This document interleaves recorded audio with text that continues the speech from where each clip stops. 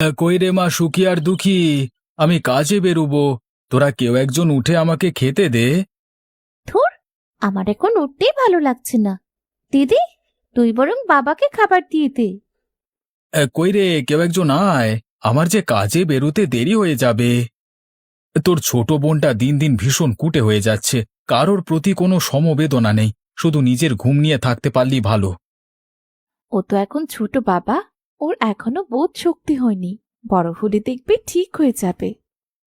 তা মা, সারাদিন তো আমি বাড়িতে থাকি না, জানি না ও বাড়িতে কি কাজ করে আর কি কাজ করে না। তোকে আমি বলে দিচ্ছি, ওকে দিয়ে কোনো কিছু করাবি না বাড়ির। ও আমার ছোট বোন বাবা, আমি ওকে জোর করতে পারি না। ও যেটুকু ইচ্ছে নিজের মন থেকে করে। বাকি কাজ সামলানোর জন্য আমি তো আছি। কি বলবো রে মা, সেই কোন ছোটবেলায় তুই মাকে হারিয়েছিস, তারপর থেকে সংসারের সমস্ত দায়িত্ব নিজের কাঁধে তুলে নিয়েছিস। তোকে দেখলে মাঝে মধ্যে খুব কষ্ট হয়, কিন্তু তোর ছোট বোনেরও তো একটু বোঝা উচিত ছিল। সময় হলেও নিশ্চয়ই বুঝবে। তুমি ওসব নিয়ে চিন্তা করো না তো। ঠিক আছে রে মা, তুই তবে থাক, আমার তো খাওয়া শেষ। আমি দেখি কাজকর্ম কতদূর করতে পারি আজকে। ঠিক আছে বাবা, সাবধানে যেও, আর তাড়াতাড়ি ফিরে এসো কিন্তু। কিরে রিতেশ, খবর কেমন বুঝছিস? এবছর ইলিশ মাছের সংখ্যা কেমন? না বাবু, এবছরে তেমন ইলিশ মাছ হচ্ছে না। মনে হচ্ছে এবছর আমাদের ব্যবসা মার খাবে। বলছিস কি রে, আমাদের ব্যবসা মার খেলে তো খুব খারাপ হয়ে যাবে। না না, এরকম করে চললে হবে না, তুই অন্য কিছু একটা ব্যবস্থা কর। বাবু, আমাদের একবার মাঝ নদীতে গিয়ে দেখতে হবে। মাঝ নদীতে কেমন মাছ পড়ে তার উপর সমস্ত কিছু নির্ভর করছে। সেটা তুই ভুল কথা বলিসনি। আমারও মনে হয় আমাদের একবার মাঝ নদীতে গিয়ে দেখা উচিত যে ঠিকঠাকভাবে ইলিশ মাছ পড়ে কিনা। আর যদি মাঝ নদীতে ঠিকমতো ইলিশ মাছ পাওয়া না যায়, তাহলে অন্য ব্যবস্থা নেওয়া যাবে। একদম ঠিক কথা বলেছিস, তাহলে তাই কর। আচ্ছা বাবু, আরেকটা কথা বলুন, আমার মাথায় অন্য একটা পরিকল্পনাও ঘুরছে। যদি আমাদের ইলিশ মাছ পাওয়া না যায়, তাহলে এখন যে মাছগুলো পাওয়া যাচ্ছে সেই মাছগুলোর দাম কিছুটা বাড়িয়ে যদি নেওয়া হয়, তাহলে আমাদের লাভের অঙ্কটা অনেকটা হবে। কিন্তু এসব মাছের দাম কি বাড়ানো উচিত হবে? লোকে তো তাহলে মাছ খাওয়া তুলে দেবে। আপনি মাছের আড়তদার, আমরা যদি এখানে মাছের দাম বাড়িয়ে ব্যবসায়ীদেরকে বিক্রি করি, তাহলে ওরাও বেশি লাভের জন্য খদ্দেরের কাছে বেশি দামে বিক্রি করতে বাধ্য হবে। তখন দেখবেন আমাদের লাভের অঙ্কটা ধীরে ধীরে বাড়বে। ঠিক আছে, তুই যখন বলছিস, তাহলে একবার করে দেখা যেতে পারে। ঠিক আছে বাবু, তাহলে আমরা কালকে থেকেই মাছের দাম কিছুটা বাড়িয়ে দেব। কই রে দিদি, আমায় কটা খেতে দে দেখি। খুব খিদে পেয়ে গেছে রে, তাই জন্যে ঘুমটা ভেঙে গেছে। এখনো তো আমার রান্না শেষ হয়নি। তোকে খাবার দিই কি করে বলতো? এখনো রান্না করা শেষ হয়নি? সে সকাল থেকে উঠে তুই করছিসটা কি রে? এখন পর্যন্ত যদি রান্নাটাই না করতে পারিস, তাহলে এতটা বেলা অবধি করেছিসটা কি? সেটা তুই সকাল সকাল উঠলেই দেখতে পারতিস আমি কাজটা কি করি। কাজে কর্মে মন নেই, আবার বড় বড় কথা। তোর জায়গায় আমি হলে এতক্ষণে সব কাজ করে ফেলতাম। সে তো দেখতেই পাচ্ছি, সকাল গড়িয়ে দুপুর হতে চলল, এতক্ষণে আপনার উঠবার নাম হলো। বাবা তোকে কাজ করতে বলে গেছে। নিশ্চয় তুই বাবার কান ভাঙিয়েছিস, তাই না? না হলে বাবা কোনোদিন আমায় কাজ করতে বলবে কেন? ভালো কথা তো কারো সহ্য হয় না। যেদিন বাবার কাছে বকুনি খাবি, তুই সেদিন বুঝবি। কি এমন রাজকার্য করিস রে তুই? এই তো সকাল থেকে উঠে উঠোন ঝাড় দেয়া, দুটো বাসন মাজা, আর রান্না, এটুকু করতেই বিকেল গড়িয়ে যাচ্ছে তোর। আর তুই দুপুর পর্যন্ত ঘুম দিয়ে ঘরের কোন কাজটা করিস শুনি? তুই যদি সকালে উঠে এতগুলো কাজের মধ্যে একটি কাজও করে দিতিস, তাহলেও তো হতো।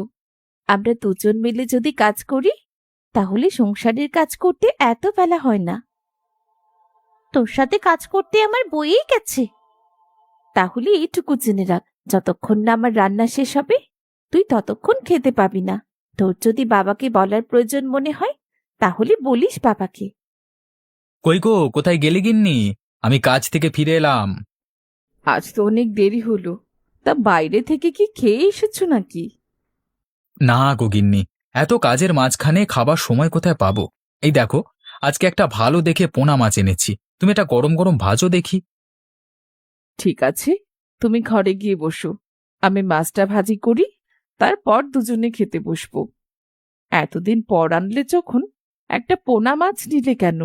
একটা ইলিশ মাছ আনলে দুজনে মিলে সুন্দর করে ভেজে খেতে পারতাম।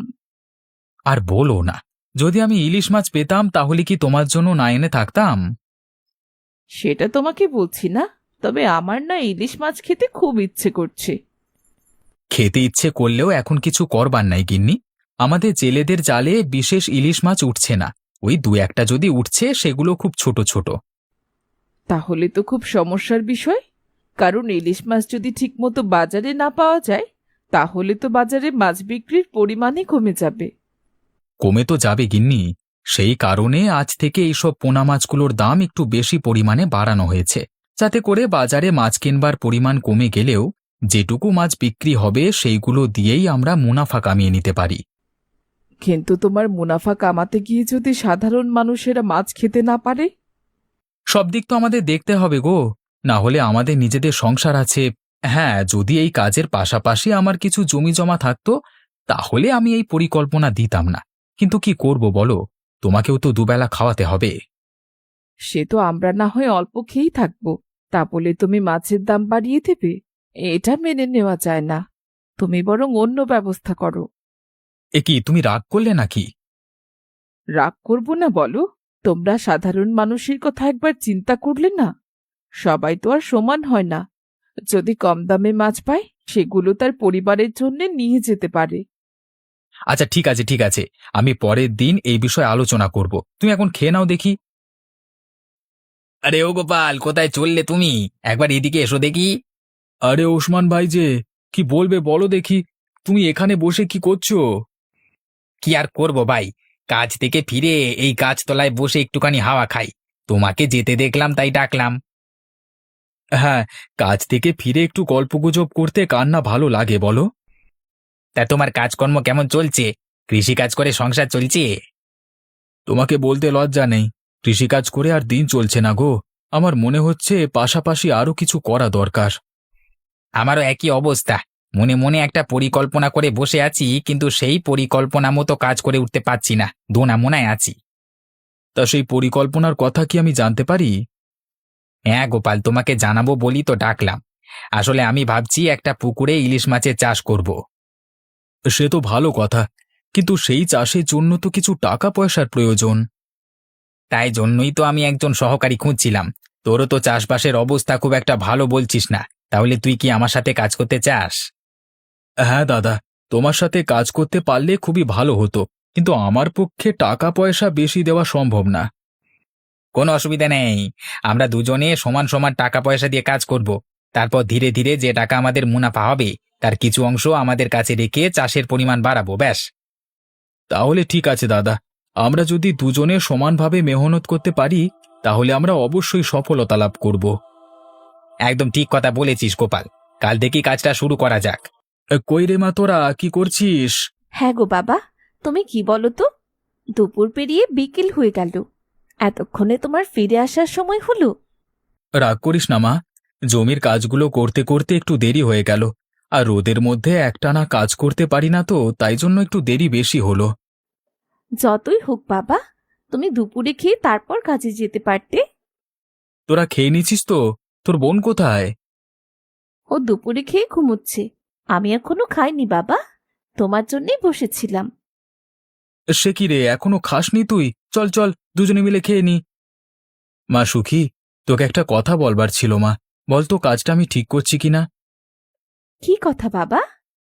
আমি ইদানিং বুঝতে পারছি যে কৃষিকাজ করে আমরা সারা জীবন ঠিকমতো বাঁচতে পারবো না, তাই জন্য আমি আর ওসমান ঠিক করেছি যে আমরা পুকুরে ইলিশ মাছের চাষ করব। তাই নাকি বাবা?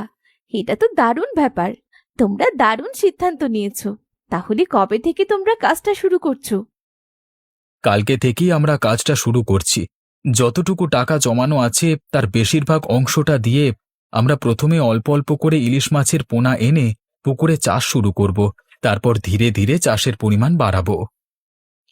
তাহলে তো দারুণ হবে, সত্যি মাঝে মাঝে আমরাও ইলিশ খেতে পারবো।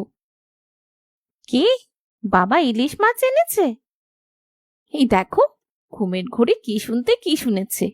বাবা ইলিশ মাছ আনতে যাবে কেন? বাবা এবং ওসমান কাকা কাল থেকে পুকুরে ইলিশ মাছ চাষ শুরু করবে। হা, আমি ভাবলাম অন্য কিছু। ধুর, শুধু শুধু ঘুমটাই নষ্ট হলো আমার। দুঃখী আজকাল খুব কুটে হয়ে যাচ্ছে। ওকে দিয়ে তুই আজকে ঘরের কাজ করিয়েছিলিস? না বাবা, তুমি যতই বলো, আমি ওকে দুটো কথা শোনালেও ও কোনোদিনই কাজ করতে পারবে না। আচ্ছা, তাহলে আমাকে কিছু ব্যবস্থা নিতে হবে। তোদের কথা আমি শুনলাম। ওসমান আর গোপাল, তোরা তাহলে আমার কাছ থেকে বাকি টাকাটুকু নিতে চাইছিস, তাই তো? হ্যাঁ বাবু, আমরা দুজনে মিলে জমিয়ে কিছু টাকা জোগাড় করেছি, কিন্তু আমাদের সম্পত্তি আর কতটুকুই বলুন, সারাদিন কৃষিকাজ করে ওই যেটুকু রোজগার করি। তাও আবার সংসার টানতে অর্ধেক খরচ হয়ে যায়। তোরা পরিকল্পনাটা খুব একটা খারাপ করিসনি, কারণ এ সময় নদীতে ইলিশ মাছের টানাটানি চলছে। আমরাও পরিকল্পনা করেছিলাম যে ইলিশ মাছের চাষ করব, কিন্তু তোরা যেহেতু উদ্যোগ নিয়েছিস, সেহেতু তোদের সাথেই কাজটা করা উচিত বলে আমি মনে করি। আমরা তাহলে ধন্য হয়ে যাব বাবু। ঠিক আছে, তোদের কত টাকা লাগবে বল দেখি। বাবু, আমরা দুজনে মিলে 30,000 টাকা জমিয়েছি। আপনি যদি আরো 30,000 টাকা দিতেন তাহলে খুবই সুবিধা হতো। ঠিক আছে, আমি টাকা দিচ্ছি, আমার কোনো অসুবিধা নেই। তবে রিতেশ কিন্তু তোদের কাজ পরিদর্শন করবে। তোরা যদি কোথাও ভুলভ্রান্তি করিস, তাহলে রিতেশ তোকে ধরিয়ে দেবে। মনোমালিন্য করলে কিন্তু চলবে না। না বাবু, মনোমালিন্য করতে যাব কেন? রিতেশ দা তো আমাদের ভালোর জন্যই বলবে, তাই না? যদি আমরা কিছু ভুল করি তাহলে তো আমাদের সবাইকার ব্যবসায় ক্ষতি হবে। একদম ঠিক কথা বলেছিস। এখন তোদের উচিত সবাই মিলে কাজ করে আমাদের ব্যবসাটাকে একটা ভালো পর্যায়ে নিয়ে যাওয়া। তোমাদের উপরই ভরসা দাদা। ইতিমধ্যে মাছের দাম বাড়ানো নিয়ে আমার গিন্নির সঙ্গে একবার ঝগড়া হয়ে গেছে। গিন্নি তো রাগ করে মুখ ফুলিয়ে বসে আছে।